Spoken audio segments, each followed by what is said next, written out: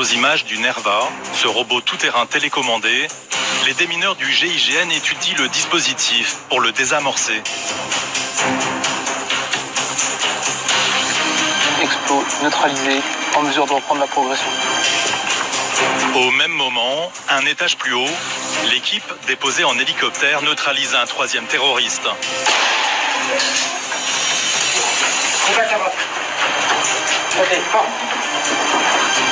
Avant de s'engager dans l'escalier. Ok, l'escalier est tenu, l'escalier est tenu. Niveau 2.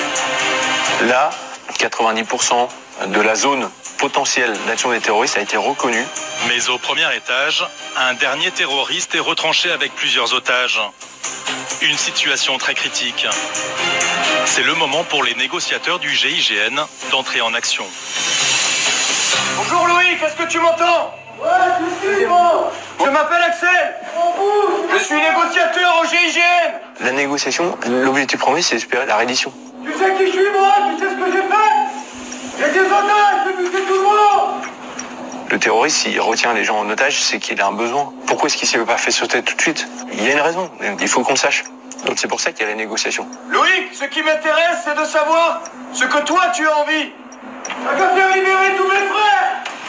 Ils sont emprisonnés par tous ces mécréants là. Tu fais libérer tous mes frères. Sinon je bute tout le monde. Pendant une négociation, on va réfléchir sur nos points de pénétration. Est-ce qu'ils ont piégé la porte? On va tenter d'acquérir du renseignement. Est-ce qu'on est bien que sur un preneur d'otages, plusieurs preneurs d'otages? Où sont les otages? Voilà. J'ai besoin de savoir les choses précisément. Ramène-moi des armes. J'ai vu, prends des qui bougent, j'ai vu. Et tu aimerais des armes pour faire quoi? Pour tous vous buter. La situation se dégradant, il y a deux solutions. Soit vous êtes passif, vous attendez qu'il passe à l'acte, mais vous allez chercher des morts. Soit alors vous êtes actif, vous prenez une part de risque, mais vous allez chercher des gens et ramener des otages vivants. Donc là, c'est ce qui est décidé. On a posé une charge sur la porte qui est tout de suite à droite. Ouais. On a posé une charge sur le mur. Vous rentrez par la porte et nous on va rentrer par Bravo comme ça. Sur votre gauche. Ouais. Sur votre gauche. Ok, c'est clair? Ouais. 3, 2, 1.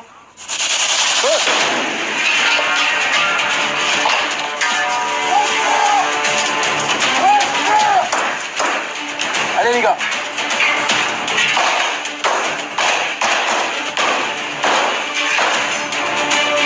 Allez les gars, on récupère les otages.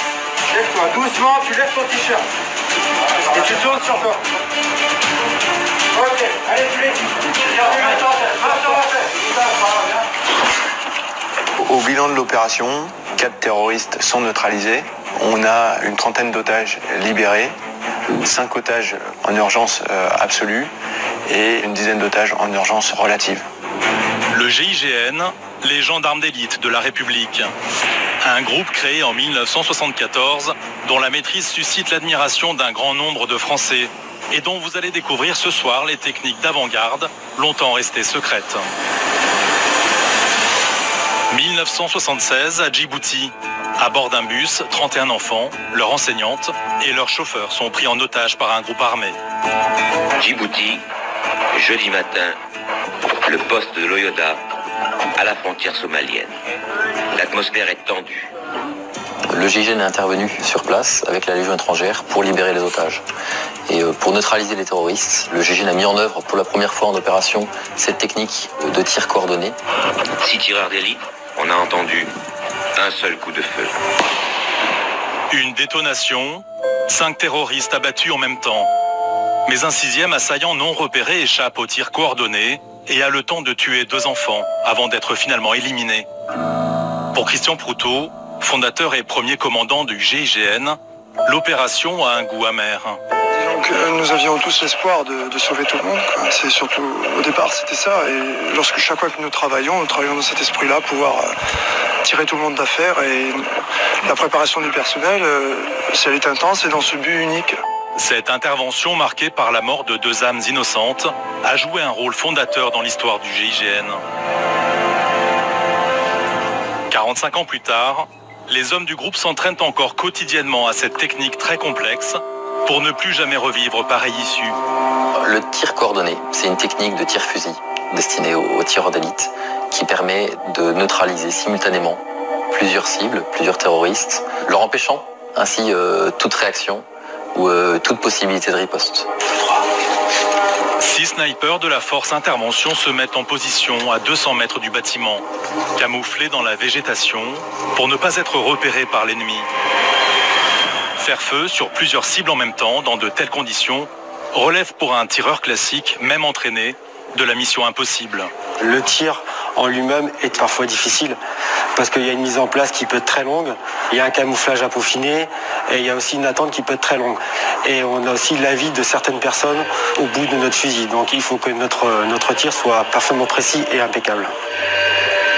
Les 6 snipers sont opérationnels, prêts à tirer dans un même élan sur 3 cibles matérialisées par des ballons. L'intérêt pour nous, c'est qu'il n'y ait qu'une seule détonation et plusieurs cibles qui tombent en même temps. À tous les tireurs de PC, voici vos objectifs. Tireur numéro 1, tu traiteras vert. 2, vert également. Tireur numéro 3, tu traiteras rouge. 4, rouge également. 5, tu traiteras jaune. 6, jaune également. C'est une technique de tir qui nécessite une formation assez poussée et surtout un entraînement régulier. À tous les tireurs, on va lancer le code de tir. 2, 3, 4,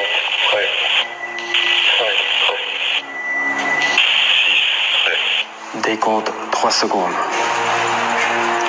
3, 2, 1. À l'image de l'opération de Djibouti, l'histoire du GIGN, constituée au départ de 25 hommes contre 400 aujourd'hui, s'est écrite au fil de ces interventions emblématiques et des attentats terroristes qui ont ébranlé la France. Il était 17h12 quand les gendarmes du GIGN ont donné l'assaut à l'Airbus d'Air France dont des terroristes islamistes algériens avaient pris le contrôle depuis samedi. 1994. À l'aéroport de Marignane, la prise d'otage se poursuit 48 heures durant, avec 220 passagers à bord de l'Airbus, jusqu'au dénouement. Merde, il y a même des touchés. L'opération se solde finalement par un succès. Les 4 terroristes sont abattus et les otages libérés. Les images de l'assaut sont diffusées dans le monde entier. Toutes les unités d'élite de la planète saluent la précision de l'intervention. C'est un événement marquant pour l'unité qui aujourd'hui encore nous permet